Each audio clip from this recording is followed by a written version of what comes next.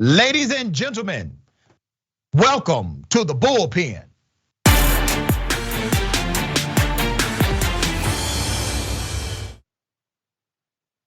In the Bullpen today, we have Mr. Reed Cooley, policy fellow, Independent Institute, smart and accomplished guy, writer as well. How are you, sir?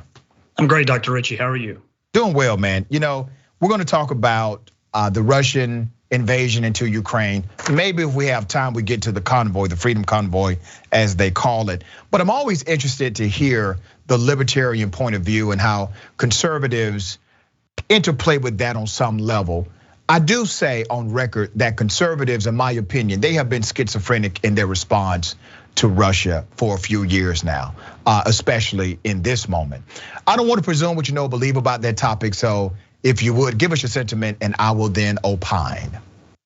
Well, I'll say that right now, I think the most important thing that we can do as commentators, as concerned citizens, whatever we are, is just make sure that we're being intellectually honest, make sure that we're really, trying to understand what's really going on here, get past the media spin, get past the propaganda, whether it's from the right, whether it's from the left, whether it's from the center, whatever else, and really just try to have a sober understanding as to what's going on. Because something that I've been frustrated with over the last couple of days has been just people I've seen on Twitter, wherever else, that they're making all of these rash assumptions about what's going on, or they're posting, content about Ukraine just hoping to get clicks. And we need to keep in mind here that people are dying here. Like there's footage of civilians in their cars, for example, being run over by tanks, for example. I saw that this morning and I was absolutely mortified by what's going on. Whenever we're talking about, a matter of life and death, we're talking about massive numbers of people being killed. It's not something that we should just chase social media trends about, or that we should just try and be the loudest, most obnoxious person in the room about. So I've been trying to keep up with this story as intensely as I can over the last 2 days.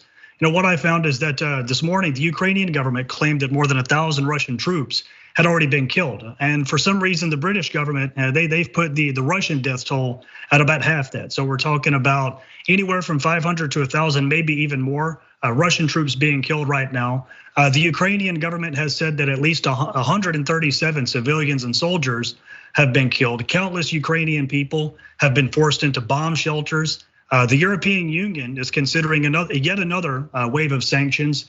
And Poland, we have to tip our hats to them. They've allowed at least 29,000 refugees to enter their country. Yeah. And the Washington Post reports that at least 50,000 Ukrainians have fled altogether. I really hope that more countries across the West and really elsewhere really open up their borders to as many Ukrainian refugees as they can possibly take. That includes the United States, because of this is a very serious humanitarian crisis.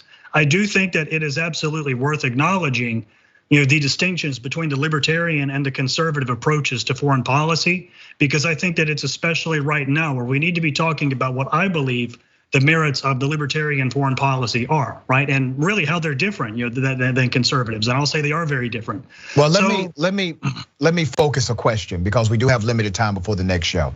Yes, you're a libertarian, you're a proud libertarian. The Latin word is libertas, which is freedom.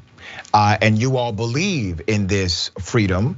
And I can always have typically a legitimate debate, discussion with libertarians, because you all come to conclusions through a level of authenticity that many conservatives do not. One of my most favorite professors in law school is an older white male who's a diehard libertarian. Love him to life, all right? Remarkable guy.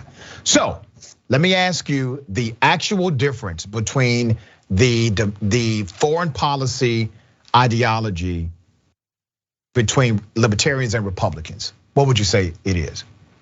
Well, I would say, first and foremost, our foreign policy is built on a commitment to peace and prosperity, talking, traveling, and trading with other countries, not resorting to deadly saber rattling and horrific military conflicts as the first means of diplomacy. It's an approach to foreign policy that's not new. It goes all the way back to the wisdom of the founders of this country. For example, Thomas Jefferson's warnings against entangling alliances. And it was George Washington who wisely counseled us to not interweave our destiny with any part of Europe, entangle our peace and prosperity in the toils of what really seems like a direct call out to Vladimir Putin here, European ambition, rivalship, interest, humor, or caprice. And this is not to say that the libertarian non-interventionist foreign policy is isolationist. On the contrary, the libertarian position encourages interaction with other countries through commerce, diplomacy, freedom of travel. It's those who support hurting other countries and the people inside them who are the real isolationists. Whenever it comes to conservatives and how they're different from us, it's a lot more difficult to really nail down exactly what their foreign policy is, because you have war hawks like Lindsey Graham and Liz Cheney on one side of the sort of conservative spectrum, but you also have more sort of non-interventionist figures in the conservative movement as well. Maybe people like Rand Paul or maybe Dr. Ron Paul, for example. So the conservative approach to foreign policy, in my opinion, is not as consistent. It's not as coherent. It's not as clear cut. Whereas the libertarian approach to foreign policy, that is the commitment to peace and prosperity, in my opinion, it really provides the moral clarity that we need in order to navigate the many complexities of the world today, the geopolitical landscape that we're facing, and a lot of the very dark situations that we're facing on a regular basis. Let me ask you this, and I find your factual assessment of the conflict accurate. When you mention those who have spoken about American conflict and international connection in the past, we were in a very different world back then, dear brother. And we have to, at some point, at least acknowledge the different world it is today from the time that many of those individuals spoke on how America should interplay with the broader planet, right? So you have international commerce at levels you have not had them before. You have a connection of technology in ways you did not have that before. You also have American interests affixed in many of these foreign territories that you did not have before. Now, I'm anti-war, and I'm 100% legit in my stance when it comes to being anti-war, because I believe, one, black bodies tend to be shipped, deployed, and sacrificed. Number two, as Dr. Martin Luther King Jr. said, when America is at war internationally, it desensitizes Americans domestically to the progress of society. So social progress that we're fighting for gets put on the back burner domestically when America is involved in international conflict. So it's a lose domestically for black communities, okay? So when you say, all right, well, yeah, what those guys said in the past is legitimate, I understand it, but we do have a different kind of world today. Are you anti, let's say, military? Like, you still believe a military needs to be active? Or do you say, under the libertarian banner, we need to really not have a military that can engage in warfare outside of the country? For example, the Japanese government in their constitution, they're not allowed to go to war outside of Japan. You cannot enact articles of war. And even in Russia, he had to get special permission to engage in warfare outside of Russia, right? So there's a barrier there. So what's your thought or ideology about the American military? Okay, so there's a lot to unpack there. Happy to approach it one bit at a time. I do believe that we should have a military. I'm not anti-military by any stretch of the imagination, but I believe that military should be focused on defending the American people and American soil first and foremost. It should not be an interventionist force that goes out in search of monsters to destroy, so to speak, in other parts of the world. I believe that we should have a pro-America foreign policy that's focused on peace, prosperity, and non-interventionism, trade and commerce with other countries. And I do believe that in such a scenario, that military would be substantially smaller than the military that we see today. But I'm not against the military completely. Well, let me insert this, because Biden has basically echoed, listen, we're not saying we're going to war with Russia. He has made it very clear, this is not what he wants to do. He doesn't want military conflict. So these sanctions, which is technically a diplomatic tool, these sanctions have been implemented in a way to provide a significant deterrence to war, right? Do you agree with the sanctions of Biden, or do you disagree with them as a strategy or strategic approach in what Russia is doing? So I disagree with sanctions no matter which president is doing it. I disagreed with sanctions whenever they were first enacted by President Obama in 2014 against Russia. I disagreed with the sanctions under the Trump administration, and I disagree with sanctions from Biden. The thing about there are many things to approach about sanctions here.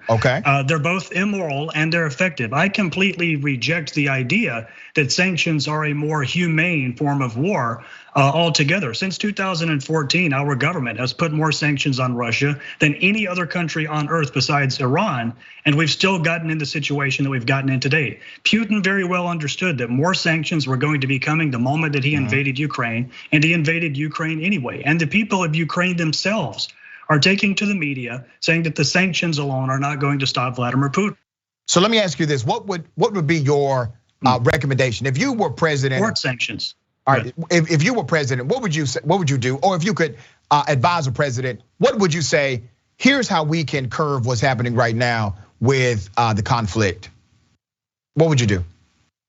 Well, I mean, this is a very tough thing to have to say, but I don't believe that every single conflict is ours to get directly involved in a military sense. As I said several minutes ago. But this isn't a military sense. I mean, we're talking about sanctions, and here's what we know. We know that wars cost money, so they try to dry up the money. We also know that wars typically require some level of buy-in from the citizens of that country. And so these sanctions are meant in part to make the citizens uncomfortable, so the war becomes unpopular with the leader who has waged it. So there's a real cause and effect dynamic. So I get it, brother. You do have intellectual integrity in what you're saying. You have been critical of sanctions all the way through. My question is, what is the alternative? And I think what you're saying is the alternative is to simply not get involved whatsoever, period. So what you just said about sanctions is precisely my problem with them in the first place, is that they are designed to impact the people in that country, as opposed to the corrupt government leaders, to the tyrants, to the kleptocrats running that country. That's why I think that it's a particularly inhumane measure to undertake in the first place. So yes, in this scenario, my position would be open up our borders to as many refugees as we possibly can take. And yes, I think that whenever George Washington talked about extending an equal and impartial hand to foreign affairs, I think that this is exactly the kind of situation that he was describing. And you said several minutes ago that the world has changed a lot since Jefferson and Washington were around, but I consider that to be a fairly invalid dismissal of their ideas, because okay, the world has changed a lot since the late 18th century. You and I both agree on that, and we don't have the time, and we don't need to go into every reason. But for that reason, should we completely dismiss the Bill of Rights? Should we completely dismiss freedom of speech? Because should we completely dismiss the Constitution? So yes, sir, go ahead. The Constitution is a flawed document. The Constitution, right? So you agree? Libertarians typically do. The Constitution had to be amended, and I think more amendments need to come, by the way. Those are corrections to the Constitution. So yeah, you do have to reinterpret or remake or rebrand, re-implement these particular old school rules, laws, and policies. Even the founding document of this country, which creates the DNA structure of the nation, had to be re-established, redone, and reformed through the amendment process. So absolutely, that's one of the greatest examples of times changing, so does the policy. Would you not agree? I would agree to an extent. So if you're going to keep a constitution at all, yeah, I think the amendments were obviously good. The Civil Rights Amendments, obviously, the 19th Amendment, all the amendments that followed, except for the 16th, of course. Not a very big fan of the income tax personally, but whenever it comes to the Constitution, I agree. It was a flawed document at the time it was created, and the main reason for that was that it was a dramatic expansion of government power, and it led to a lot of the welfare warfare state that we deal with 220 years later. So I want to laser focus on one thing you said just a minute ago, however, and that's that the Constitution creates the DNA for the nation. I actually disagree with that. I think that that if anything, the DNA of the nation is determined by the people who live in that nation, by their culture. Wait a minute, hold on, because we only have a couple of minutes before the next show. So I want to make sure I'll pound to that point before we run out of time. Yes, sir. The DNA of the nation, and here's why I say it from the perspective that I do. The DNA of a nation is typically set by the leaders of that nation, the founding fathers, as they are called, of that nation. The founding fathers decided to create a policy. We call that the Constitution. That policy governed the behavior of those inside of this nation. That policy also allowed for statutes to be passed out of it. The statutes that protected those who owned other people and could freely rape men, women, and children and say, well, they're slaves and we can do that to slaves. All of that was codified in the DNA of this country. It shaped the culture of the nation. So you don't get away from the fact that the Constitution did not look at anybody other than white men who own property as worthy of connection to the democracy or worthy of holding political office. You cannot say that document did not create the policy and the culture of white supremacy, systemic bias, etc., that you have seen permeate throughout the land. You can't say that document had nothing to do with it. No, I mean, I think that while your concerns with the early Constitution are entirely valid, extending property ownership exclusively to white males and stuff like that, those are egregious moral and historical failures that I think there's no way it's possible to defend them. But to say that it spawned all these hideous forms of white supremacy generations, if not centuries later, I mean, I have to be honest, Dr. Ritchie, I think that's asinine. If you want to talk about the very serious problem of white supremacy in this country, I don't think it starts with the Constitution. I think that these are moral failures that transcend the fabric of our society. They are moral failures, yes, but they can't be pinned on the Constitution. Hold on, brother, we got 60 seconds. Did those moral failures of those men who put pen to paper express themselves through that document you speak of? I'm sorry, well, what's your question? Did the moral failures of those men, their biases, their shortcomings, their negative ideology as it relates to anybody other than white men, did it not make itself from their pen to that document known as the Constitution? They wrote things in the Constitution that were, they wrote things in the Constitution that were racist and were fortunately rescinded much later. You and I agree on that. Listen, brother, you and I can have a much longer debate about that. We got the next show coming up. I want you back on the show to talk about that dynamic. That's an interesting caveat that you believe there, and I would love to have you back to debate on that. We need more people like you, though. At the end of the day, you have integrity about what you believe in. I hope you all get stronger in some of these areas throughout the country so that we can at least have an alternative to the insanity of the Republicans. Because here's what's happening, brother. Republicans are so damn crazy right now that Democrats can get away with almost anything, promise you everything, not deliver, and then when election comes back up, they can say, well, hell, what you gonna do, vote for the Republican? Look at what they're saying. And we lose in that ecosystem of politics. I appreciate you being on the show. Thank you, man. Thank you.